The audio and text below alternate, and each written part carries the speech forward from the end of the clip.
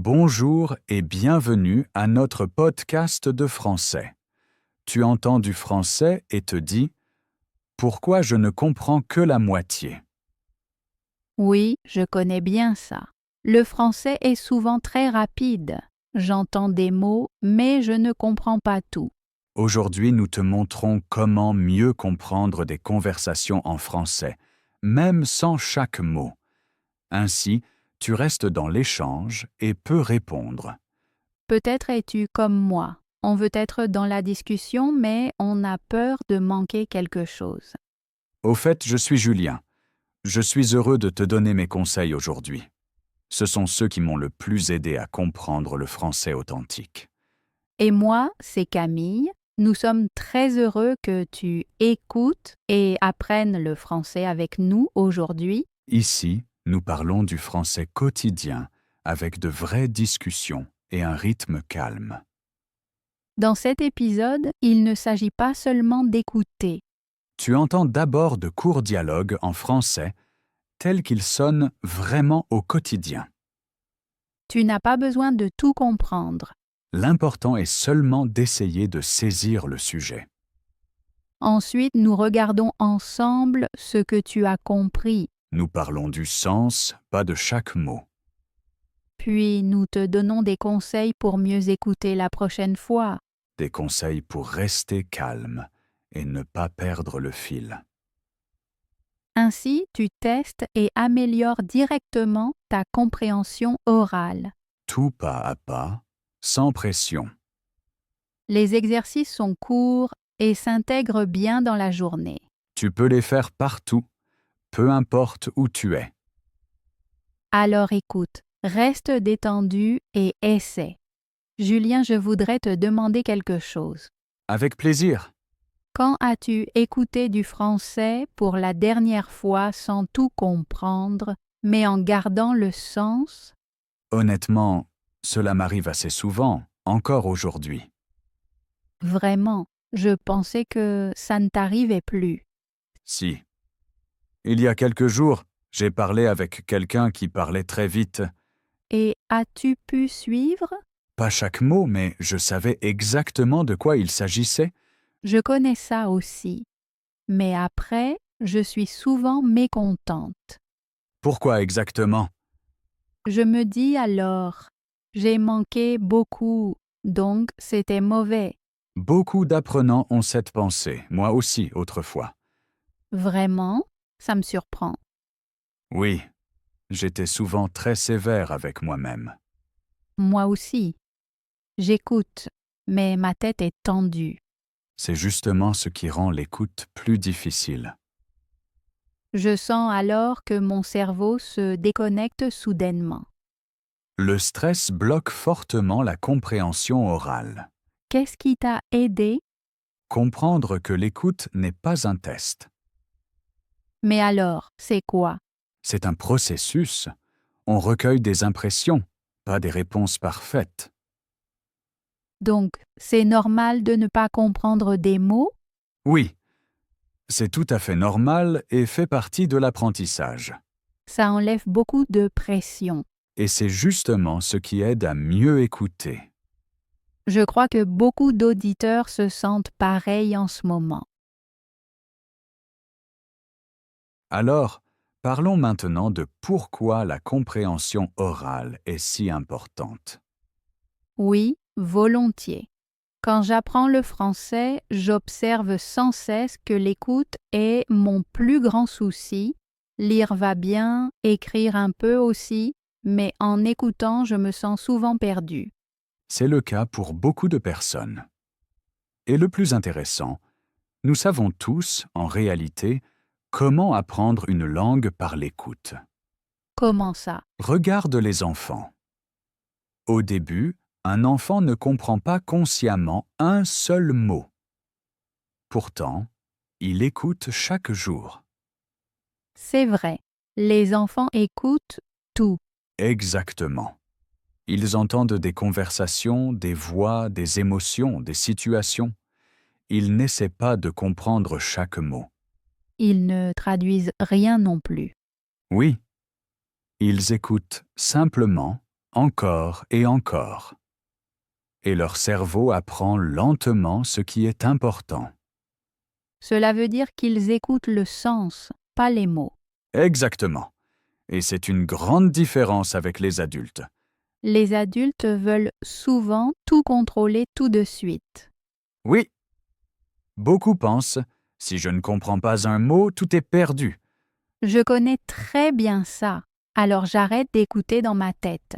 Et c'est là que se trouve le problème. Quand on écoute, il ne s'agit pas d'être parfait. Mais alors, Il s'agit de récolter des informations. Comme un enfant. c'est en fait une belle idée. Oui. Quand tu entends du français, ton cerveau apprend même si tu ne t'en rends pas compte. Même si je suis fatiguée ou distraite. Oui, jusqu'à un certain point.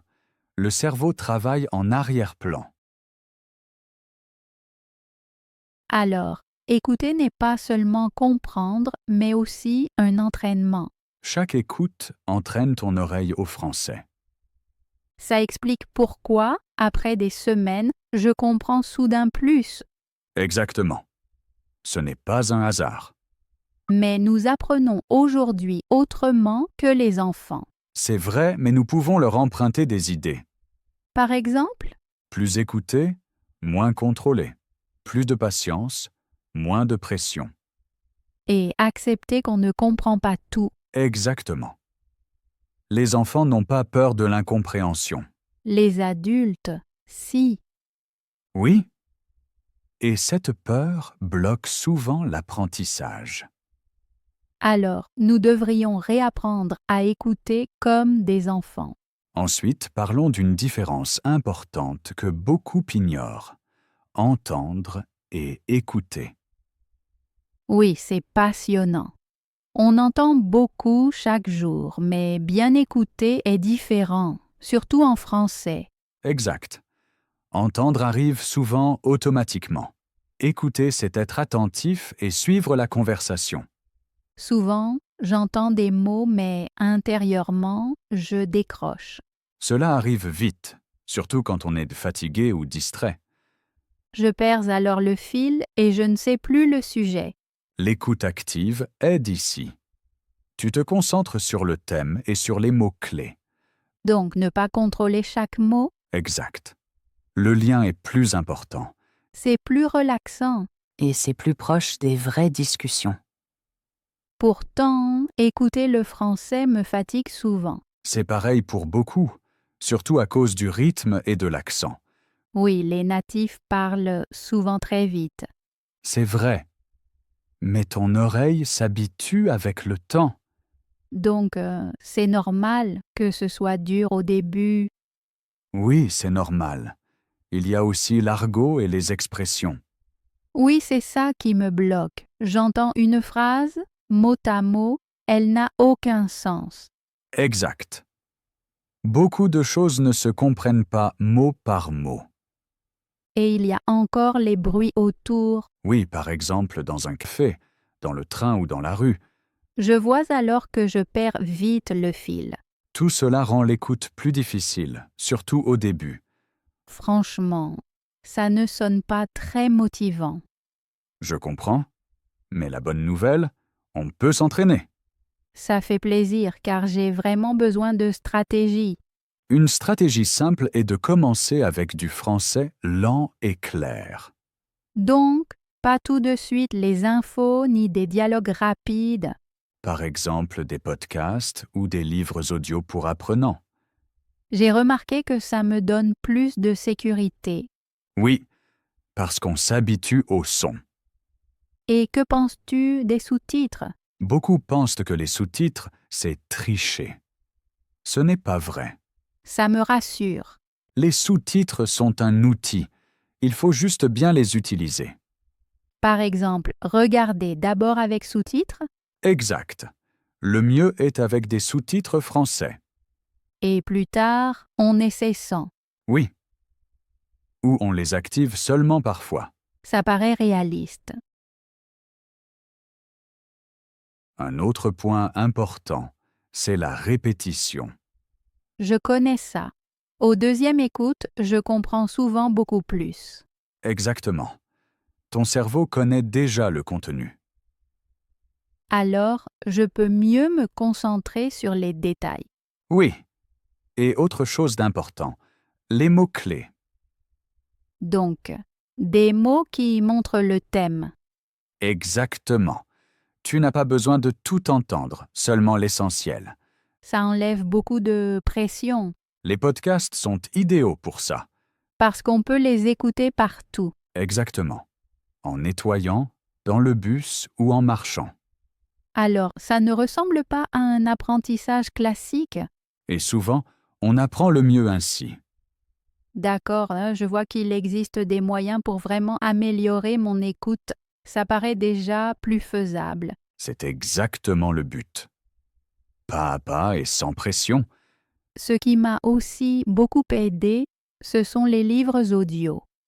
Oui, les livres audio sont un très bon choix, surtout au début. J'ai remarqué que je peux mieux suivre l'histoire. Exactement. Tu n'entends pas seulement des mots isolés, mais un contexte. Les narrateurs parlent souvent doucement et clairement. Ainsi, je comprends plus facilement de quoi il s'agit. Oui, tu peux commencer avec des livres audio simples et, plus tard, en choisir de plus difficiles. Et si on préfère regarder quelque chose pour se divertir? Alors, les séries et films en français sont très adaptés. Pour être honnête, parfois, je ne comprends presque rien. C'est tout à fait normal. Moi aussi, avant, c'était pareil. Ça me rassure. Il est important de commencer par des séries où la langue est plutôt simple. Et ensuite d'augmenter doucement. Exactement. Et les sous-titres sont tout à fait corrects au début. Je ne pensais pas ça avant. Beaucoup le pensent. Mais les sous-titres sont un outil. Ils m'aident à comprendre le contexte. Oui. Et avec le temps, tu peux les couper de plus en plus. Alors, j'écoute davantage le parler. Exact. Maintenant, je veux montrer quelques exercices que tu peux faire toi-même. Super. J'aime les choses que je peux tester tout de suite. Un exercice très efficace est la répétition immédiate. J'en ai entendu parler, mais je ne l'ai jamais vraiment fait. Tu entends une phrase et tu la répètes juste après. Pas parfaitement, juste participer. Exact. Il s'agit du son, du rythme et du feeling de la langue. Ça aide sûrement aussi pour parler. Oui, beaucoup. Un autre exercice est la dictée. Ça semble déjà un peu plus fatigant. C'est vrai. Mais c'est justement pour ça que c'est très utile. On voit où l'on doit écouter plus précisément. Exact. Le mieux est avec de courts textes et sans stress. D'accord. Maintenant, tout est très clair. Avant de continuer, quelque chose m'intéresse. Moi aussi. Nous parlons beaucoup ici, mais vous écoutez. Exact. Et nous nous demandons souvent, est-ce que cela vous aide vraiment? Vous sentez-vous un peu plus sûr en écoutant le français après un épisode? Ou pensez-vous, c'était intéressant, mais il me faut autre chose? Les deux sont tout à fait corrects. Nous voulons que ce podcast vous aide réellement au quotidien. C'est pourquoi vos retours sont très importants pour nous. Peut-être que vous aimez le style calme, Ou vous voulez plus d'exemples de conversation. ou plus de temps pour chaque thème. Écrivez-nous ce qui vous aide et ce que nous pouvons mieux faire. Nous voulons aussi savoir sur quoi vous travaillez en ce moment, Est-ce l'écoute dans les conversations? ou la compréhension de séries et de films. Peut-être voulez-vous juste être plus sûr quand quelqu'un parle vite. Parlez-nous de ça. Ainsi, nous pouvons mieux comprendre vos besoins. Nous avons aussi pensé à vous offrir quelque chose en plus pour pratiquer, Par exemple, un petit PDF d'apprentissage. avec un résumé court et des exercices simples. Ou avec des tâches d'écoute que vous faites à votre rythme. Mais nous ne voulons rien créer dont vous n'avez pas besoin. C'est pourquoi votre avis nous intéresse. Qu'est-ce qui vous aiderait le plus? Un PDF à relire, Ou des exercices audio pour participer? peut-être aussi un mélange des deux. Dites-le nous, s'il vous plaît. Nous prenons vos idées au sérieux. Et si cet épisode vous a plu, montrez-le nous. Un like nous aide à voir quel sujet vous intéresse vraiment. Et si vous vous abonnez, vous serez là pour les prochains épisodes. Nous ne faisons pas ce podcast pour la perfection. Mais pour du vrai français dans la vraie vie. Merci de prendre le temps. Maintenant, passons à la partie suivante. Maintenant, je veux vous donner un de mes conseils les plus importants pour la compréhension orale. Je crois savoir où tu veux en venir. Parler aide à écouter, n'est-ce pas? Exactement. Et j'aime que tu le connaisses déjà. Oui, je l'ai remarqué chez moi. Quand je dis souvent des phrases, je les comprends plus vite après. C'est un point très important. Ton oreille reconnaît des structures connues. Par exemple, avec les verbes. Si je dis souvent « je vais »,« tu vas »,« nous allons », j'entends ces formes plus facilement. Exactement. C'est la conjugaison, apprise de façon pratique. Sans livre de grammaire. Oui, en utilisant, pas en mémorisant. Avant, je pensais devoir bien écouter avant de parler. Beaucoup pensent ainsi. Mais en réalité, parler aide l'écoute. Parce qu'on sent comment une phrase sonne. Exactement. Ton cerveau connaît le rythme, la structure et la forme du verbe. Je vois aussi que les discussions rapides me font moins peur quand je parle beaucoup. C'est logique. Ton cerveau traduit moins. Et il réfléchit moins. Exact. L'écoute devient plus automatique. Même si on fait des fautes. Oui, surtout alors. Les fautes montrent que tu apprends activement. Je trouve ça important. Beaucoup ont peur des fautes. Mais les fautes ne sont pas un problème. Ne pas parler est le plus grand problème. Je parle souvent à voix haute avec moi-même. C'est une très bonne méthode. Des phrases courtes, langue de tous les jours. Cela suffit. Tu entraînes ton oreille et ta bouche en même temps. Alors, parler et écouter forment, en fait, une équipe. Exact. Ils travaillent ensemble. Ça me motive à continuer, même si ce n'est pas parfait. Et c'est justement cela qui fait le plus avancer votre compréhension orale. Il existe encore un conseil très simple qu'on peut utiliser chaque jour. Tu veux dire écouter quelque chose et répéter tout de suite? Exactement. Cela marche très bien avec des phrases courtes. Je le fais parfois automatiquement, par exemple, quand j'entends quelque chose à la radio. C'est parfait. Tu entends une phrase et tu la répètes doucement ou fort. Même si je n'ai pas tout compris, Oui, il ne s'agit pas de tout comprendre. mais de reprendre le son. Exact. Ton oreille et ta bouche travaillent ensemble. Je remarque que je retiens mieux les phrases ainsi. C'est l'effet. Tu entraînes ton écoute activement. Et ça marche partout. Oui. Dans le train, en marchant ou à la maison, Par exemple, une phrase d'un podcast. ou d'une série ou d'une vidéo. Je répète alors simplement ce que j'ai entendu. Exact. Sans pause, sans réfléchir. Ça ressemble presque à un jeu. Et c'est cela qui aide. Apprendre sans pression. Alors écouter n'est plus passif. Correct. Tu es actif. Je trouve ça très pratique pour le quotidien. Et c'est pour cela que c'est si efficace pour la compréhension orale. D'accord, je me fixe cet objectif pour aujourd'hui. Très bien. Quelques phrases suffisent. Parlons maintenant de l'écoute réelle au quotidien.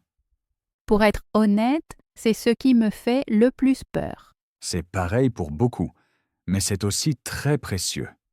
Parce qu'il faut réagir vite. Oui. On écoute et on répond presque en même temps. Et si je ne comprends pas quelque chose, Alors, tu peux demander. Vraiment? Oui. Tu peux dire simplement « Pardon, tu peux répéter s'il te plaît ». Ou qu'est-ce que ça veut dire? Exact. C'est tout à fait correct. Et ça montre que je suis intéressée. Correct. Écouter signifie aussi être partie active de la discussion. Donc, je ne dois pas me cacher des vraies conversations. Non. Les situations réelles sont difficiles, mais très utiles. Plus tu oses, plus tu seras sûr. Avant de continuer, je voudrais voir rapidement avec vous où nous en sommes. Nous avons entendu beaucoup d'idées aujourd'hui et il est important de les organiser. Ainsi, vous voyez, ce n'est pas le chaos, c'est une progression. Premier point important, ne pas tout comprendre est normal. En écoute, ne pas comprendre ne signifie pas que vous faites faux. C'est une partie naturelle de l'apprentissage.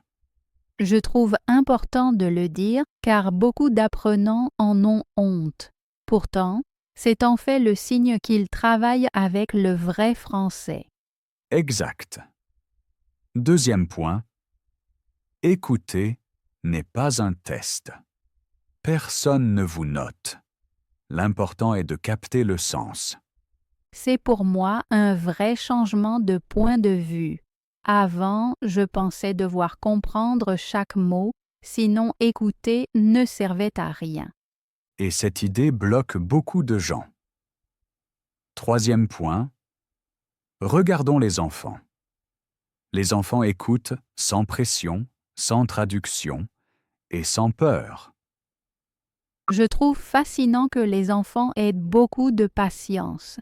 Ils entendent les mêmes choses encore et encore, sans frustration.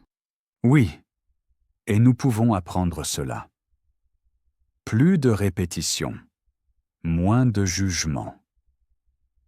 Quatrième point, parler aide l'écoute. Je trouve cela très important. Beaucoup séparent ces deux choses, alors qu'elles vont ensemble. Exact.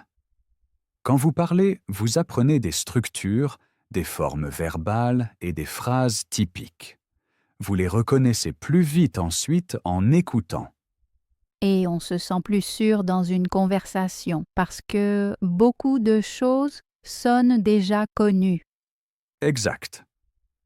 Si vous rassemblez ces 4 points, vous voyez que la compréhension orale n'est pas une astuce unique. C'est un processus, un mélange de patience, de pratique et du bon état d'esprit. Pour moi, cela paraît maintenant plus réaliste. Pas parfait, mais possible. C'est exactement le but. Vous n'avez rien à forcer. En écoutant ainsi, la suite semble déjà plus facile. Maintenant, voici une petite mini-défi pour vous. Pas d'inquiétude. Elle est simple et très courte. Écoutez tout de suite un court texte de moi. Vous n'avez pas besoin de comprendre chaque mot. Une seule question est importante. De quoi s'agit-il? Donc, ne stoppez pas, ne reculez pas. Exact. Écoutez simplement. D'accord, Julien, raconte. Aujourd'hui, ma journée a été tout à fait normale. Je me suis levé, j'ai préparé un café et j'ai regardé quelques secondes par la fenêtre. Ensuite, j'ai pris le bus pour aller au travail. Il y avait beaucoup à faire, mais j'ai eu de bonnes discussions. À midi, j'ai fait une petite marche. Cela m'a fait du bien. L'après-midi, j'étais un peu fatigué, mais j'ai terminé mes tâches. Maintenant, je suis content d'être ici pour pratiquer le français avec vous. D'accord, petite pause. Voici maintenant la question importante pour vous. De quoi s'agissait-il? Réfléchissez un instant. Parlait-il d'une journée stressante? Ou d'un quotidien normal. De travail, de pause et de fatigue? Exact. Si vous l'avez reconnu, vous avez déjà très bien écouté. Même si vous n'avez pas compris chaque mot. C'est le but de cet exercice. Comprendre à l'écoute ne veut pas dire tout comprendre. Il faut reconnaître le sens. Passons maintenant à une deuxième mini-défi. Cette fois, c'est moi qui vous raconte quelque chose. Exact. Écoutez simplement. Vous n'avez encore pas besoin de chaque mot. Important. De quoi s'agit-il? Alors, ne stoppez pas et ne reculez pas. Écoutez et restez détendu. D'accord, c'est parti. Ce matin, j'ai senti que j'étais un peu fatiguée. Je me suis couchée tard et j'avais peu d'énergie au réveil. Malgré cela, je suis allée travailler et j'ai essayé de rester calme. Pendant la pause, j'ai bu un thé et j'ai respiré profondément un instant. Cela m'a aidée. L'après-midi, je me sentais mieux et j'ai pu me concentrer de nouveau. Maintenant, je suis contente que la journée se termine doucement. Petite pause. Voici de nouveau la question importante pour vous. De quoi s'agissait-il? Était-ce une journée stressante, Ou de fatigue et de pause? de travail et d'énergie retrouvée, Si vous l'avez reconnu, vous avez bien écouté. même si des mots vous ont manqué? C'est exactement l'objectif de cet exercice. Comprendre à l'écoute, c'est saisir le sens. Pas chaque détail. Si tu veux, dis maintenant une phrase pour toi. Par exemple, Camille parle d'une journée fatigante. Ou il s'agit de travail, de pause et de nouvelle énergie. Une phrase simple suffit largement. C'est votre deuxième mini-défi. Tu vois, tu comprends plus que tu ne penses. Et cela donne de la confiance quand tu écoutes le français. Nous arrivons doucement à la fin de cet épisode.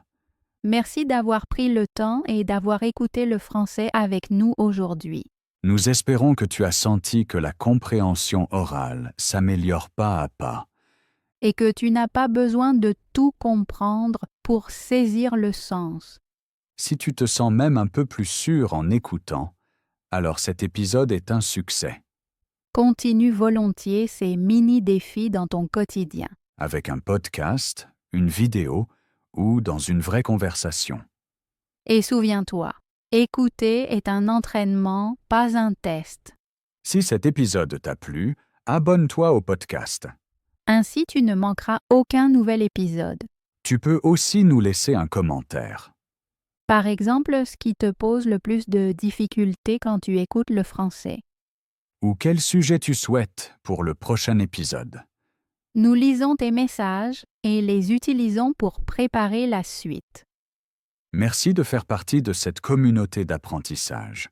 Nous serons heureux de te retrouver la prochaine fois. D'ici là, continue d'écouter du français. Et reste détendu. À bientôt! Salut!